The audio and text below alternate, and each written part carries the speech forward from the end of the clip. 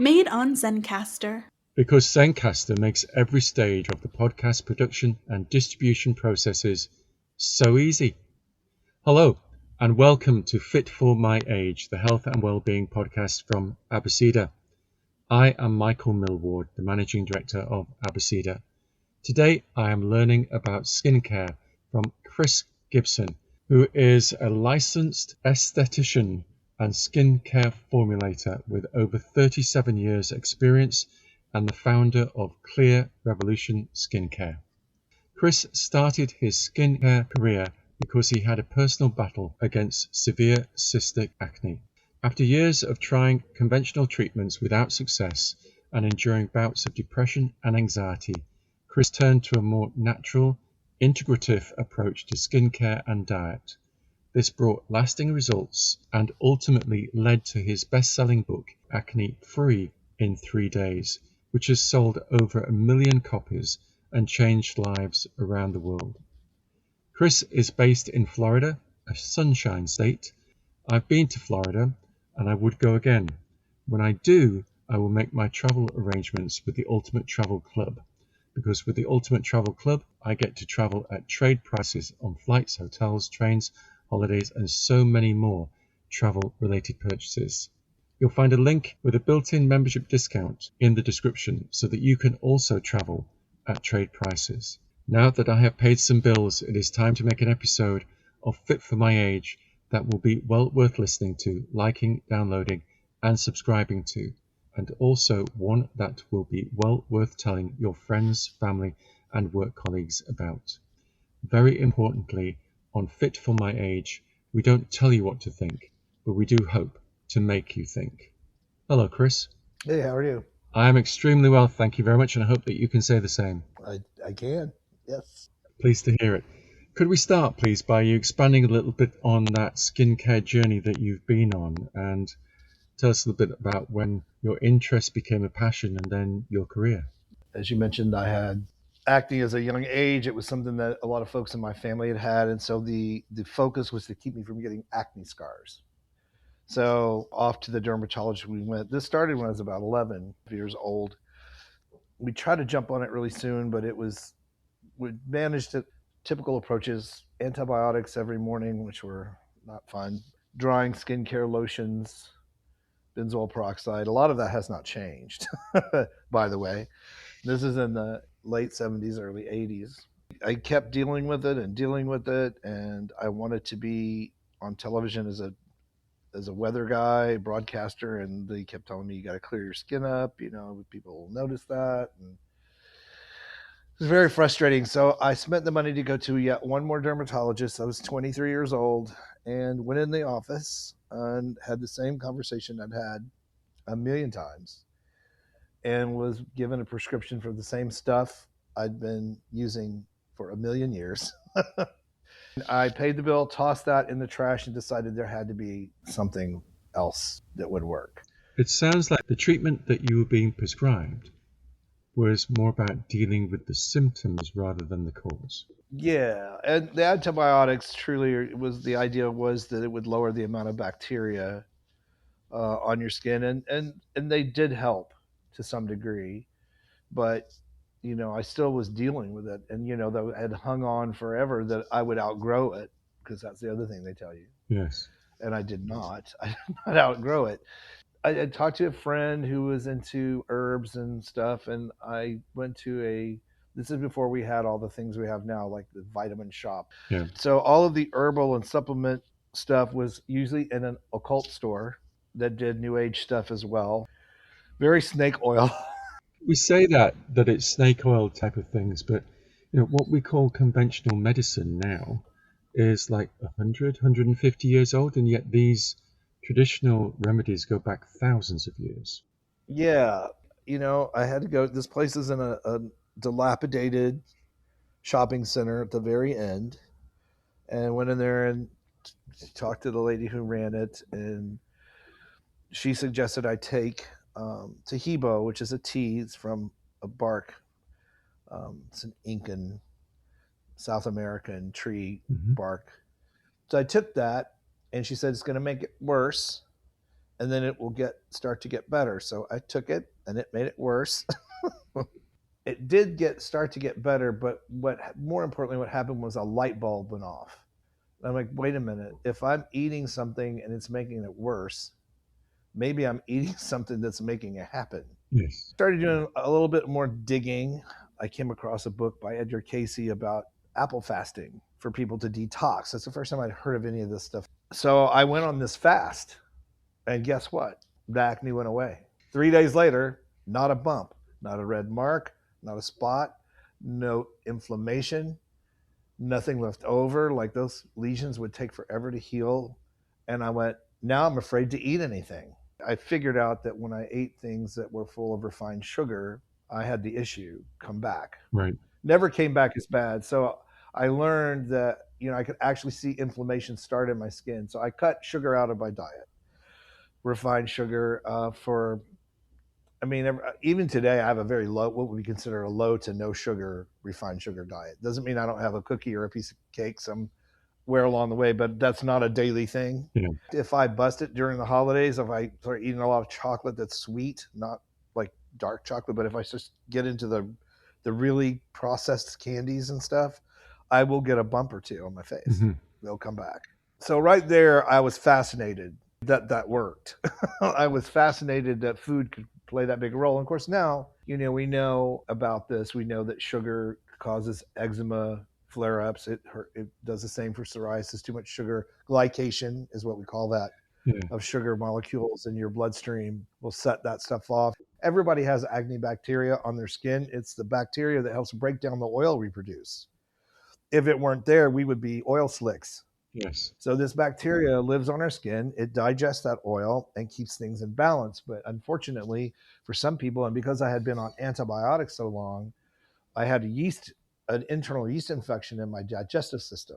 My immune system was reacting to that bacteria as the enemy and creating the bump. So that's a scientific divide of how that process was working. So when I took the sugar away, yeast can't survive without it, and went on the fast and cleaned up my diet, I removed the triggers for that problem. That's the mechanism. That's what got it all started. Then I was just fascinated, and I dug into all sorts of things and learned to be an esthetician, a holistic esthetician that approached health and wellness and skincare from that holistic perspective. When you talk about the sugar and the yeast, you're talking about your personal skincare issues. Right. We shouldn't necessarily think that everyone who has acne, removing sugar from their diet would solve it for them. It could be something else which is the trigger for them. Right. And the book you mentioned, Acne Free in 3 Days, was not about how to, it was about what happened.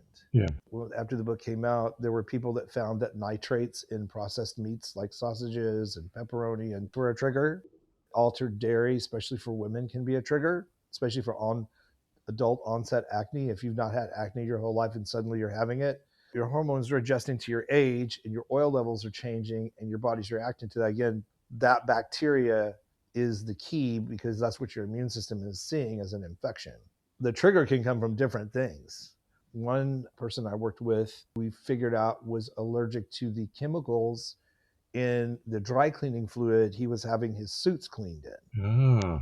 He was touching his clothing and then touching his skin. Yes. We touch our face up to 42 times an hour. It's how we get colds and flu and everything else. And his skin was reacting to that.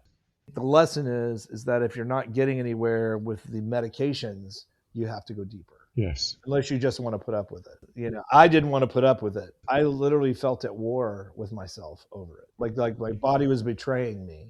Yeah, it can be debilitating in so many different ways to have what people might say, oh, it's just a couple of spots. But actually, it's more than the spot. It is the impact that it has upon your confidence as well. Exactly. Well, and our face is our calling card. And for so many years, people associated acne with not being clean or in poor health. And you don't necessarily have to be in poor health. I know a lot of people I've worked with that were extremely diligent in their fitness and all their biomarkers were fine, but they were dealing with the skin issues. And It's all connected, but any one human can't read too much in anything, just like any one product doesn't work for everybody. Yeah, you've got to understand your own body. Yeah, any one medication doesn't have the same impact on every single person.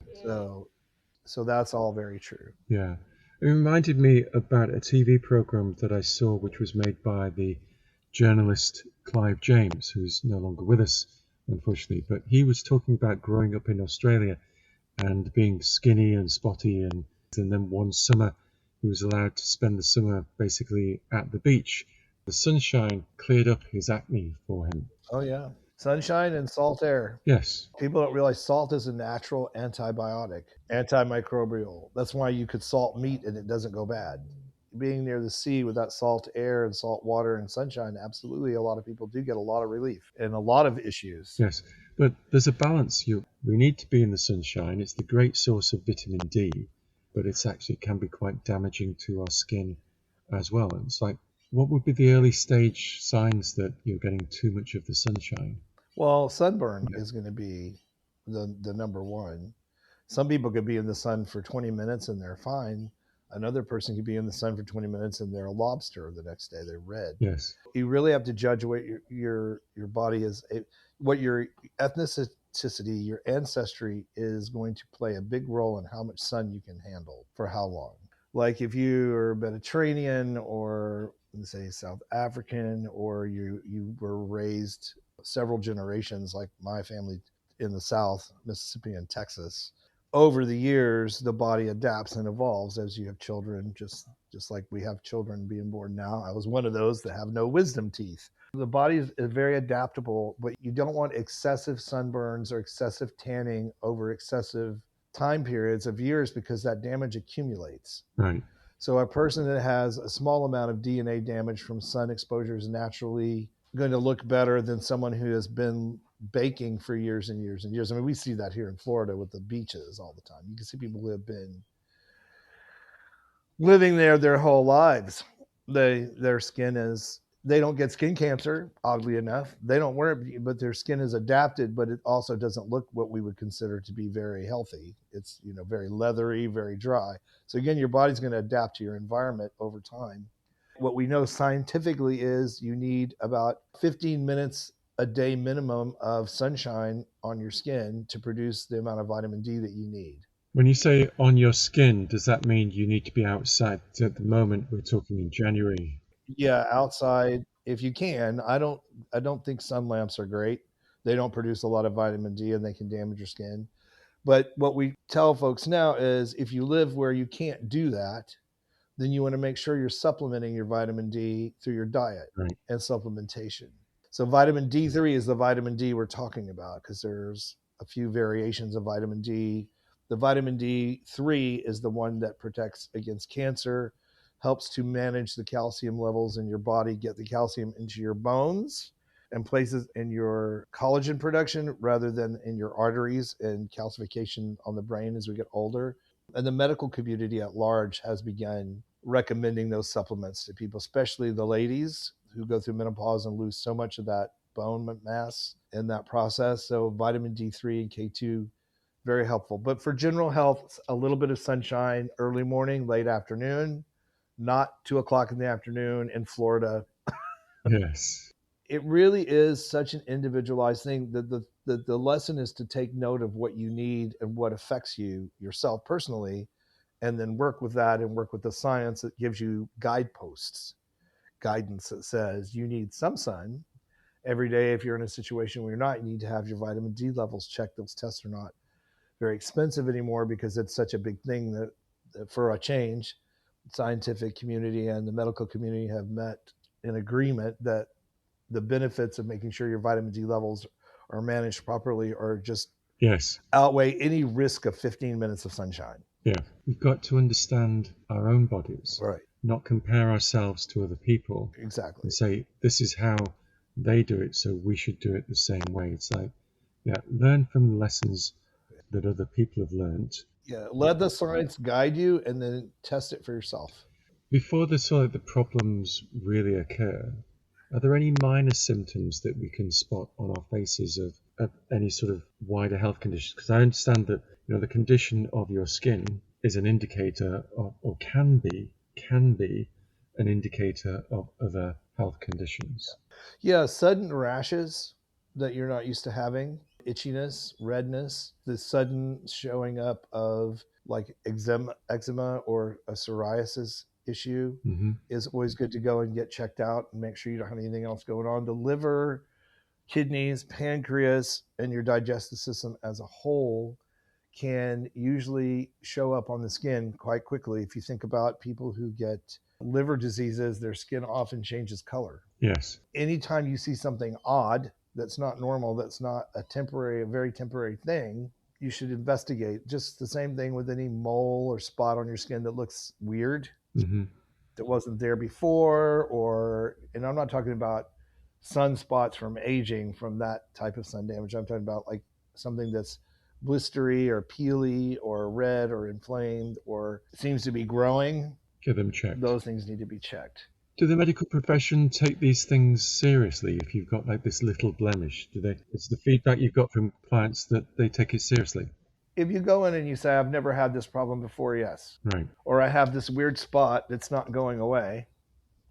So it's clearly not like a pimple or something or an ingrown hair. It's a spot and it's angry. They're going to pay attention to that. You've got to use the right words to explain You do. what it is. And it's like, Yeah. this is a mark on my skin. Yeah. And same thing if you suddenly start having acne breakouts. Yeah. And you like try changing detergent, because as we get older, our skin sensitivities can change. So something that never bothered you before might bother you now. Yes. All of those things you have to take into account, and your medical professional should be taking that into account. But yes, you're right. Language choice is everything. Doctors generally don't remember that you've never had acne.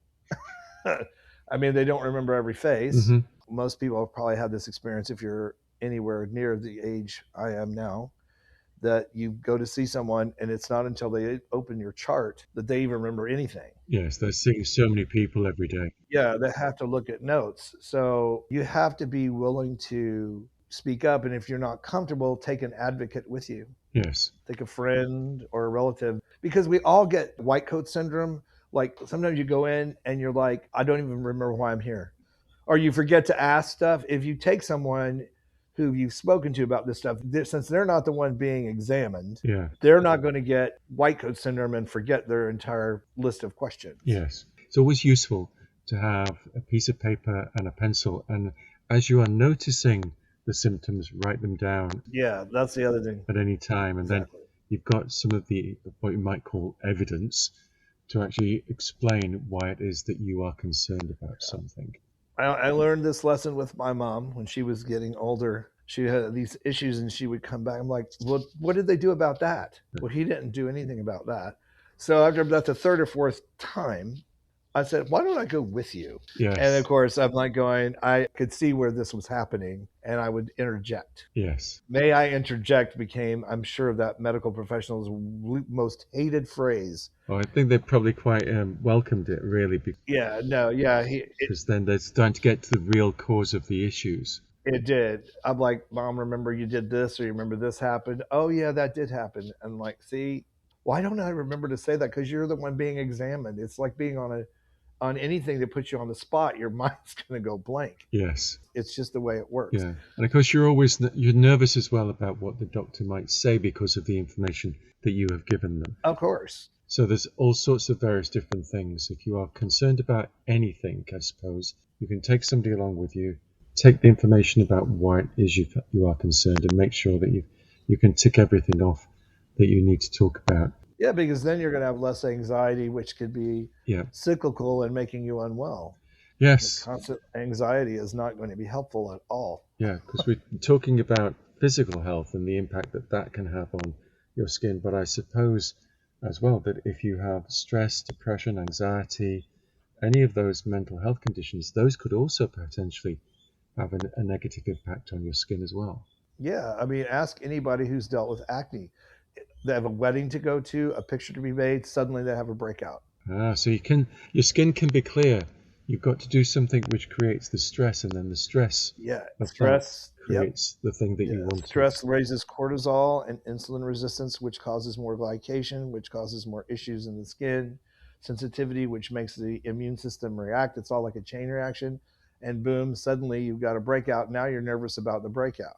Yes. So yes, those things really do happen. You know, people used to joke about that. oh, I'm getting married in a week. Watch, I'll have a breakout. I'm like, don't say that. Self-fulfilling prophecies, I suppose. Yes, of But course. listening to you explaining them sort of removes the anxiety about anything. It's just having the information about it helps to relieve the stress of what might or might not happen. Yeah, and it's really hard for folks that are, I mean, we have all Gen Z, we have all these names for people, but the basics are the same. Teenage years are fraught Yes. anyway for everyone. My whole focus when the book was out for those guys, and there are people that were in their 20s that read that book that still follow me on YouTube now that they're in their 40s and I'm 60. So they're like, they've been following me that long.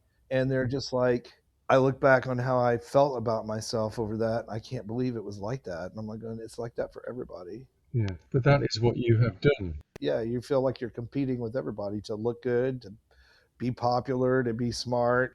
All your insecurities aren't. You're not to the point where you don't care. When you get to 40, you don't care. You just don't care anymore. It's like whatever. Yes. I get I had a bump on my. I do YouTube. I'm on camera, probably 35 hours a week filming. Right. So I had a bump come up on my cheek, which I don't usually have those very often, and I'm like, well, that's not good. So I got the spot treater out and I treated it, and then I'm like, whatever. I'm like, is there an occasion for me to talk about it during a video? I will. You may have noticed this mark on my cheek. Believe it or not, that's a zit. But even at 60, my body has decided it wants to do that. And I'm like, okay. Yeah. But I know enough not to bother it, not to hurry the process. Right. So literally, Right. with a spot treater that had camphor and salicylic acid, it was gone in a day. Right. But it looked pretty angry the day before. Right. I was like going, yay, I forgot about those. I'm sure it was, but what you've done is gone from your own knowledge building journey to sharing that knowledge with other people, and then you've gone into creating the actual products that you've been talking about. So this company that you formed, Clear Revolution Skincare, what sort of products are you producing? I love this question. As a formulist, I understand the scientific molecule breakdowns of many ingredients. In fact, on the channel, I talk about a lot of commercial skincare ingredients and I review them. So not just because something is commercially produced and it's not using the botanical name doesn't mean it's bad. What I wanted to do was to be able to have products that use the botanical scientific name for the ingredients that were in them without fillers, without denatured alcohol, which is very drying to the skin, without parabens, without phthalates, without sulfates and sulfites, and other things that tend to really affect people's skin, and especially people with sensitive skin. So I wanted ingredients that would work and give really great results. For instance, bakuchi oil, which is an extract from a plant that gives similar results to tretinoin, but doesn't turn your skin red, doesn't make it peel. A lot of people can't handle tretinoin. I used it for years. Don't anymore. I use bakuchi oil because I would get that on my eyelids by mistake. Stuff travels on your skin, and my eyelids would peel. It was horrible. Even though the rest of my skin looked amazing using a retinoid. I mean, it did. So I wanted to have products that worked across skin types, that were the only fragrance involved was the natural fragrance from the great ingredients that were in them. So, and I'm not the only formulist to do that. There's even some celebrity lines. I think Jennifer Lopez has one that's based on olive oil, all of her stuff. But I wanted to stay away from the commercialized preservatives, fillers. So I guess where it's different is that, and that obviously I use this stuff myself. More so, as I've said many times on the channel, it's always going to come down, no matter what I'm talking about, to ingredients and effectiveness over brand name and price. There are some $300 creams out there. Are they great? Yeah. Do you need to pay $300 for them? Probably not. But sometimes people buy into the history or the prestige of a product, and there's nothing wrong with that. And truly, from a belief system standpoint, if you believe a $300 cream is going to treat your skin better than a $50 version, potentially we have seen, where that's the case. Whereas there's no reason for that to be there other than the person just believes in it so much.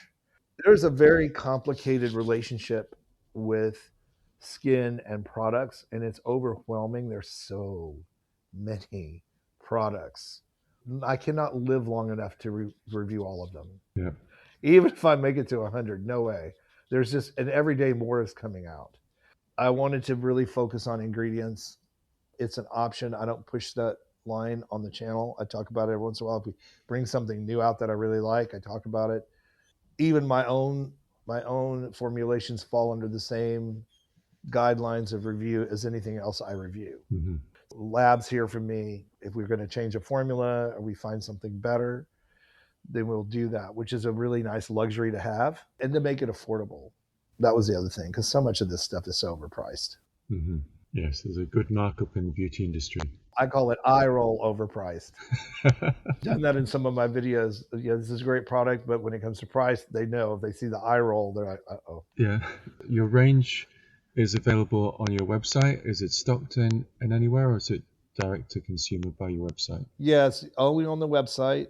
We're not in retail stores, but we do ship everywhere. Right. Okay, we will put a link in the description. clearrevolutionskincare.com. It's just what it is. It's very popular, so when people go to look for it in the browser, it doesn't matter what country you're in, it pops up. Great stuff.